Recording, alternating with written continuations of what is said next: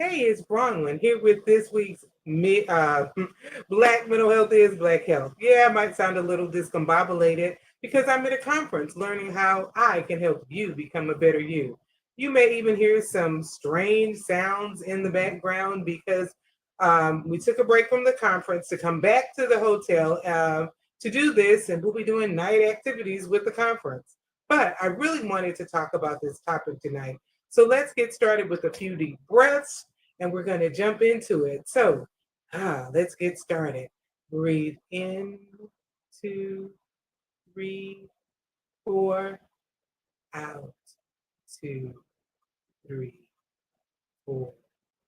In, 2, 3, 4, out, 2, 3, 4.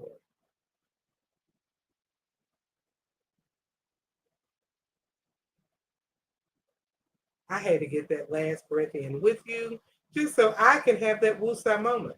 How was that breathing for you? It was excellent. I needed it. Yes. And that's something you can do any time of day or night just for yourself. So, as always, I ask my guests, introduce yourself and tell us something cool about you. Okay, my name is Nykki Williams, Arowoshola. I am a licensed professional counselor for the state of Texas. And what's really cool about me is that I grow trees. I'm currently growing bananas and moringa trees, and I'm getting ready to try oak trees next. Those are Okay. things. That is interesting. That one I didn't know about the trees. She is an amazing farmer. Yeah, she is. She grows everything, and it all tastes good. So I go to visit just to go get stuff out of the garden. Well, tonight we're talking about that holiday time that can be considered holiday blues, the Yes. time we're not looking forward to it. Some people are looking forward to the holidays because they love entertaining, love being around people, and others, I want to be around people. And I think that's more you. Tell us Yes. about that. For me, I find it difficult during the holidays is because I'm forced to be around friends and family. I'm forced to be on their schedule, their time frame, the time to eat, and I'm just forced. And so Mm. I find that very overwhelming. I have finally admitted that I'm actually an introvert, and those type of activities literally drain. So what do you do? It's the holidays, and I know her family, so I'm sure everybody's together. So what do you do to manage that? Well, what I do to manage it is to separate myself at times. Like I'll go out into the garage and listen to my headphones, just to find a time of peace. And then sometimes I'll just go and take a nap, just go and go to sleep, and then recharge so I can be active and engaged with everyone else again.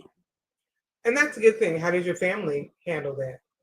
They don't have choice. But how they do know they treat they you? know they know who I am. They know my boundaries, and they allow me to do that because they want me to show up being the best version of myself. And that's why I was asking that question because we have to know who we are and accept who we are. And later on we're going to talk about some ways to manage it, and that's one of them. Accept people where they are. But this time of year can be really challenging for some people.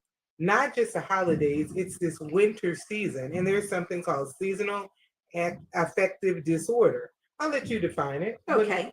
Seasonal affective disorder, or SAD, is a type of recurrent depression linked to the change of seasons, most commonly beginning in the fall and winter and improving in the spring and summer.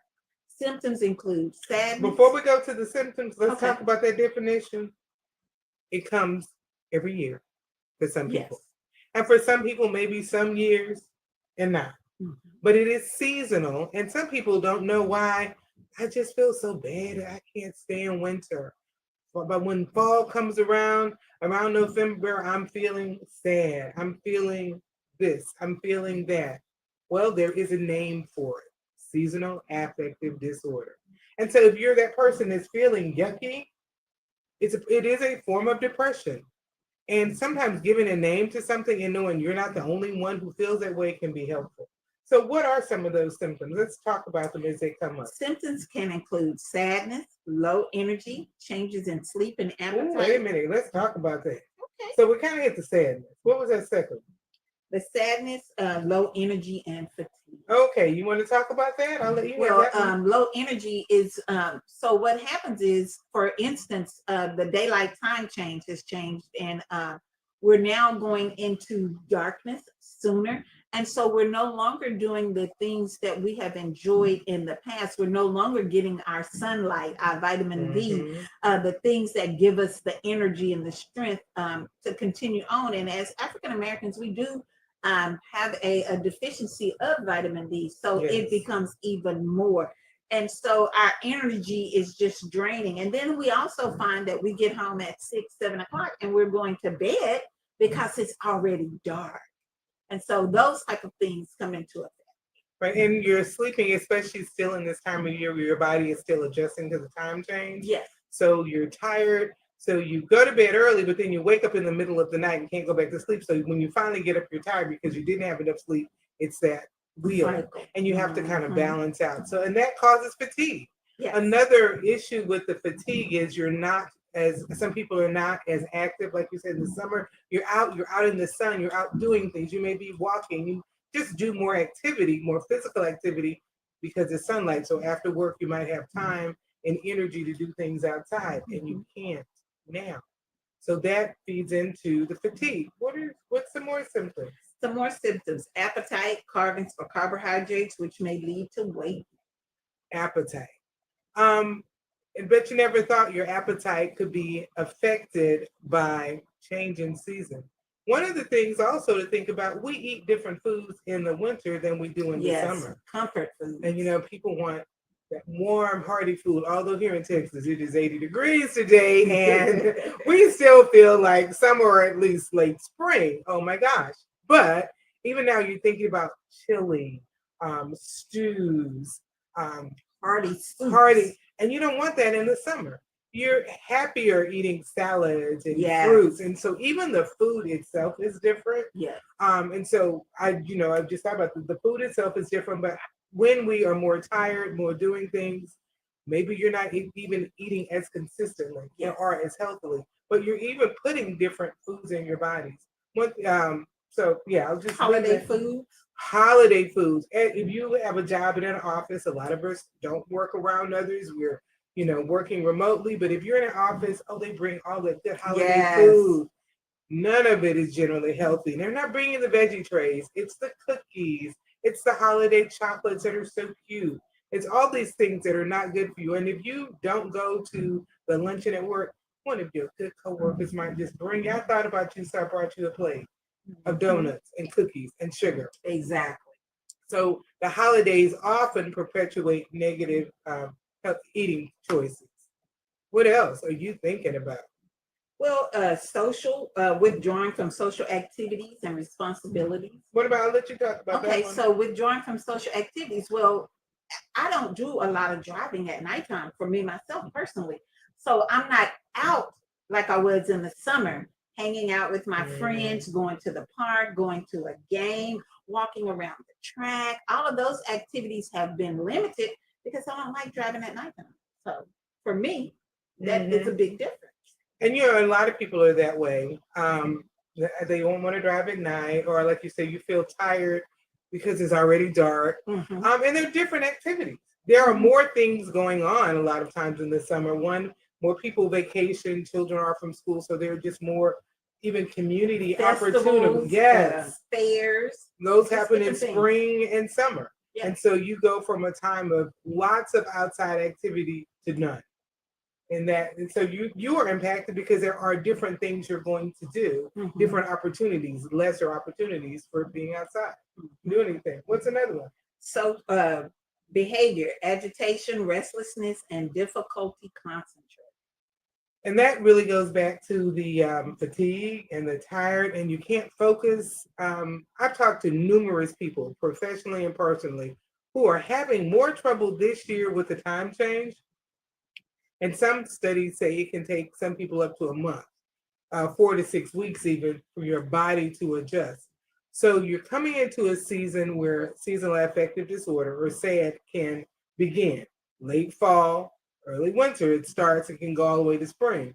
So this is a time of year when it impacts people more. It's a time of year when time changes and your body has to do it, it has to adjust. So there's so many things really fighting against you. Now here in Texas, we're not cold in our part of Texas, in Dallas or in Houston right now. But in places where it's really cold in the winter, Yes. where they're already cold, you don't go outside as much because it's cold out there. And it's just gray. When I lived in Kentucky, I described this time of year as gray. You know, it's just that wasn't pretty. And so when you look outside and it's gloomy, that impacts you. So if you're in those areas, that's where you really see that the sad disorder because it's just yucky looking. And when it feels that way, it looks like you feel yucky. Give us one more. One more, thoughts of feeling the guilt and the shame, which can lead into thoughts of death or suicide, which require immediate medical attention. So You want to talk about the suicide, and we need to mention that because it's real. Yes. So a lot of times people can be experienced, like we talked about. This is that season where we experience the loss, we are experiencing grief, but not only that, it's compounded with sad, which makes it even more difficult. And so feeling hopeless, feeling like there's you're no longer who you think you should be, you no longer have that purpose, and so you begin to feel like I'm not even worthy, or you just begin to have these thoughts, and you're not socializing as much, and people are interacting with you, and so you're left alone with yourself, you're left alone with your thoughts and stuff. So Right, and you can feel so out of it, and part of that can come from grief. You touched on it. yes, I want to talk about that for a little bit. Yes. Also, the holidays for so many people are a family time. And you mentioned even though you need to retreat, you still need to be there. yes, I do. And I if need you to be were, there. and you're not going to stay home when they all go to the aunt's house, you're going to go, and I've had my fill, and I'll retreat, but you need to be there. Yes. So people want to be with family. So if you were someone who has always been with family and that important family member is no longer here, they transitioned and they're gone from your life, that is a grief that hurts and you don't look forward to the holidays. But I want to also point out there are other forms of grief and loss. Over 300,000 Black women have lost their jobs Yes. this year. What does that have to do with grief and loss? That is a loss, not just a financial loss. It's a loss of who you are. If you hear that, I told you we were outside in a busy area of downtown Houston. So if you hear that, you may not have heard it, a fire truck just went by. But you know, with that loss, it's a loss of income, it's a loss of your sense of self. It's a loss of status, even. Yes. And but just like we grieve and have loss from a person, we can grieve and have loss from different situations or changes in our life as well. And so then now it's a holidays. What if you were the one that always hosted all the holiday Yes. parties and you've been out of work for 3 months? You don't Come have on. it. Come on. And now everybody looking at you. Well, somebody needs to step up to the plate. What have they done? And even if they do, it's always been you. So you're feeling that loss. Well, you've always worked since the age 15. Yes. You brought that up. But Dr. Kubler-Ross, she talks about the stages of grief: denial, anger, bargaining, depression, and acceptance. And so these are all the things that we can go through during this time. And even with not just the death of a person, the anger about losing your job, denial, it's not really, you know, they're going to call me back. Yeah. Bargaining, and that bargaining is an internal bargaining. If I maybe if I can do this different, things will change. Or write a letter. Maybe they'll let me come back. Yes, they didn't really mean me. And then you accept it. But here's the thing: it's cyclical. You don't go through step 1, 2, 3, 4, 5. I accepted it. I'm moving on. You might accept it on Monday and be back angry on Tuesday. And that's the same with any of these losses. And then when you pair that with the holiday season, and you have all of these emotions going on, not a good thing. Well, we have spent the first half talking about the problem. Okay. I do not like to only talk about the problem without talking about a solution. So let's see. We can agree seasonal affective disorder is real. This time of year is hard. Holidays are not pleasurable for everyone. One thing we didn't mention, some people are separated from family not because they want to be. Maybe you live in a different city and this year you can't afford to go. What about immigration? Oh, And maybe you're just scared to go. What about all of these natural disasters that occur? Mm-hmm. And these things that are stopping you, go on. These things that are stopping us. What if you've been ripped or furloughed, or it's just so many things that are affecting. And you see ICE in certain communities, yes. and people are scared to go out. Yes. And that's real, because when you see, as they say, those white vans coming in your neighborhood, you're like, uh-oh.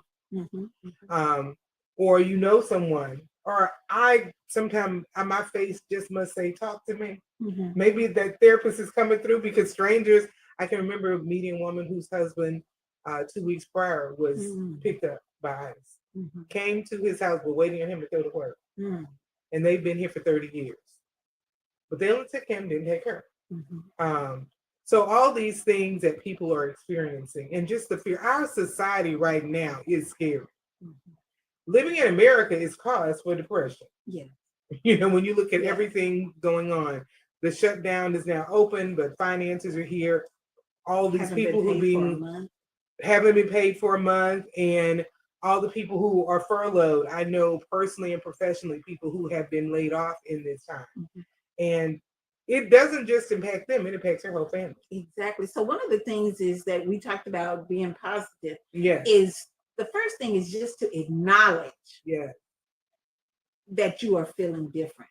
That's the first thing, is to acknowledge, you know what, I am feeling sad. You know what, I am feeling blue. And when you have that acknowledgement, then you can move into some other stages. I love the word you use, different.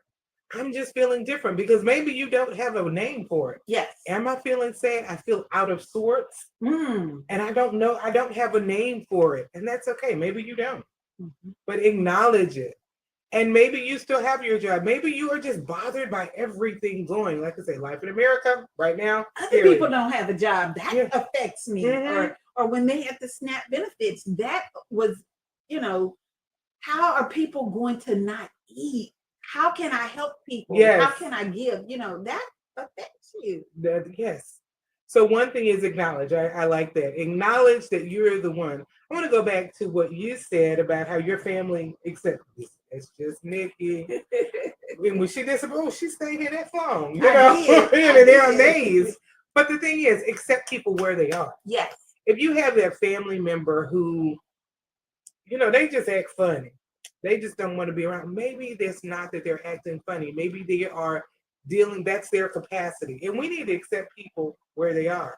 But if you're the one who that is your capacity, let them know. If you will look like you just acting funny, if you don't say, you know what, I can only be around people for so long, and then it bothers me.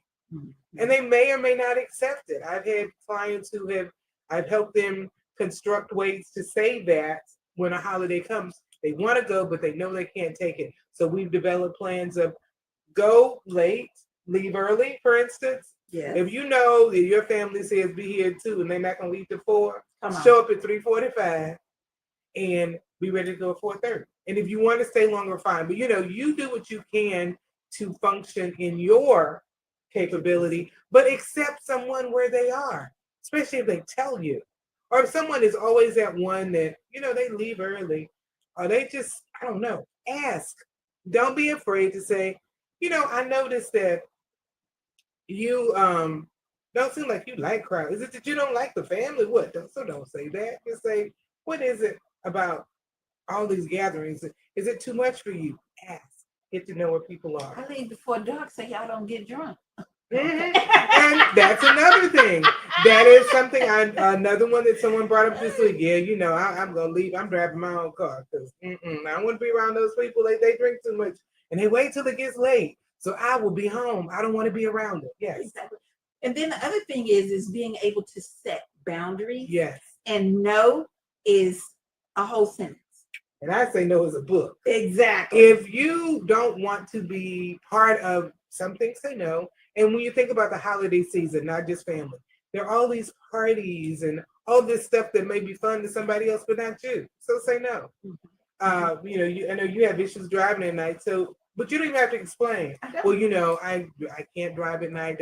No, just no. Can you come? No, I won't be there. Period. And I think listened to a client this week who said, I'm going to wear the suit that's fit to my cloth. Being able to accept what you can afford, or being able to accept where you are in life at this point in time, Mm-hmm. do what's best for you and don't feel pressured to do more than Mm-hmm. you can. And we have to learn how to accept that, because we do have that fear, that guilt, that shame, Mm-hmm. and it causes depression. Like, oh, I can't this year. I can't buy the cow for the family this year. I'm gonna have to Right. get a goat. Well, you know, when you think about that, holidays are a time where we overspend anyway. Yes. Oh, we need to buy this. No, you don't. One of the things I can recall when my child was young, you know, when he was young, it was, oh, Christmas was a big deal. But around 8, I was like, why are we spending all this money? You know, it didn't make sense. So I told him, you know, Christmas is based on the for us the Jesus's birthday. We know he wasn't born in December, but that's what the holiday represents. It's not your birthday, so we're going to continue. And we were already serving the homeless and doing things in the community. We're going to do that, and you will get some gifts. But your birthday, we can go overboard, and not really overboard, because it's not about that. I believe in giving gifts year round. And those special holidays, you get something, but not. And so this is a time of year where we spend too much money. And we're not spending money with people that look like us either. So that's not good. So you want to talk about the boycott? We're going to talk about the boycott. The dates are November 22nd, and some people are saying 24th or 27th for the Thanksgiving Day to December 2nd. Not spending any money with anybody that doesn't look like us, or and shopping in our own neighborhood, shopping with individuals. What do you say? Melanated. Yes. And shopping with melanated individuals and boosting their business. Yeah, we need to spend our money with our community. We need to circulate our dollar more. So this year, you hear lots of people talking about spending money with us. And yeah, sometimes you have to go find it. You have to find it, but be creative, get online. So many Black businesses are going out of business. So you know what? Find one that's going out of business and help them clear out their inventory. Yes. You know, if oh, I need to do this. If you want to buy, if you have a need, look online. So when I go out to eat with friends, I'm going to say Black-owned restaurants near, and I put in the zip code. And now I've got a lot of them know, okay, I found a Black-owned restaurant. I have one who sends me, every time she finds a new one, sends me a new Black-owned restaurant so we can try it. So we need to get in the habit, it takes work, that we need to spend more money with us this holiday season. We need to spend less money in terms of our mental health. Some of our mental health issues come because of situations we put our own self in, and overspending is one of them. What's another tip you can think of? Well, another tip is finding ways to be active. If it gets darker sooner, then go out during lunchtime. Go out and walk around the building. Get up and move. The exercise is so helpful for your brain development, getting your blood flowing. Right. You know, the more we move, we release happy chemicals, serotonin, and we can impact our dopamine as well by getting up and moving and just having them move, especially for those of, like myself, who have a sedentary job. Get up. If you have to go to the restroom and work, walk around to go to it. Let's say, here's your office and here's a restroom. Go here to get there instead of here, real close, because you're going to move some. And you will find when you start doing that, you're going to feel better. You're going to get more blood flow in your body, and that's going through your mind, through your brain, through your body, and that is beneficial to your health. Another thing, and I want to emphasize, accept yourself for who you are. You know, we talked about, you know that you have a limit. Know what your limit is. And here's the funny thing. A lot of people who are introverts think that extroverts always want to be around people. And they don't necessarily. And some people you perceive as an extrovert really isn't. They manage crowds well. And then if you watch those people, you notice they're still kind of on the background of the crowd. So get to know who you are. Am I the extrovert who, it's not that I don't like people, I just, it's just too much. Know what's too much for you and live in what's comfortable. If you're the extrovert, know that just because you're over the top and love being around people and you're so energized by being around people and somebody else isn't, it's okay. Know who you are and accept others for who they are and where they are in this stage. And how does that fit into this whole holiday season? Again, it's your boundary. Your boundaries are based on who you are. Oh, I thought it was about one before I come back to you. Mhm. I want to go back to eating. I was getting ready to Okay, go. well, no, see, we're on the same page. I mean, okay, I I'll was let you getting go. ready to go there. The phrase, oh, I live to eat or eating to live. Yes, And eating nutritionally, like yes. you had talked about earlier, eating what's best for you. If you're diabetic, what that person may eat may not be the same thing. So now I'll let you. Well, that's where I was going. You know, again, we eat. We talked about all those foods that are coming at you. Know what you need. And so maybe if you're diabetic and you know they're gonna have all this stuff at work, and so I really do like the cake, and that's somebody who's cooking I trust. Yes. And they can bring their pound cake.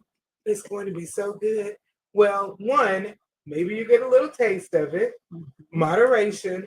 Two, have alternatives already there for you. Maybe it's going to be I'm going to take some nuts with me, or I'm going to take something that I know is going to be healthy for me. And it's about planning. So you're going to plan to have things around you that are going to help you. So when all that food is coming your way and there are things that you know your body doesn't need, you won't eat it. And it's not just diabetics. What if you have high blood pressure? What if you have, there's so many other, I'll say diseases and things that go on in our body that food can definitely change. But whatever is going on in your body, there's a food that you can help or hinder. Do you have inflammation in your body? Yes. Okay. And I was going to say, and then to piggyback on that, if you take medication, take your medication. Oh, yes.